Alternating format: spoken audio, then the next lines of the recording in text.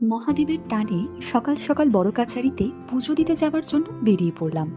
কিন্তু সূর্যদেবতা বেশ চটেছিলেন, প্রখর রোদে পুরো ঝলসে দিলেন। তারপরে বড় কাছারির রাস্তার হাল খুব খারাপ, কারণ জলের লাইনের কাজ হচ্ছে কিছু। যাই হোক, অতি কষ্টে খারাপ রাস্তা অতিক্রম করে আমরা আমাদের গন্তব্যে পৌঁছালাম। গিয়ে জুতো খুলে হাত পা ধুয়ে কাকিমার দোকান থেকে ফুল মিষ্টি ডালা নিয়ে ঘাটের দিকে যাত্রা করলাম। ঘাটে বেশ ভিড় ছিল। ঘটে জল ভরে মন্দিরের দিকে রওনা হলাম। মন্দিরে গিয়ে দেখি মারাত্মক ভিড়। লাইনে দাঁড়িয়ে পুজো দেবার জন্য অপেক্ষা করতে হলো। ভিড়ের ঠেলায় ভক্তিভরে কোনো মতে পুজো দিয়ে ভালোই ভালোই বেরিয়ে পড়তে হলো। পরে ধূপকাঠি মোমবাতি ধরিয়ে প্রণাম করে মন্দির প্রাঙ্গণ থেকে বেরিয়ে পড়লাম।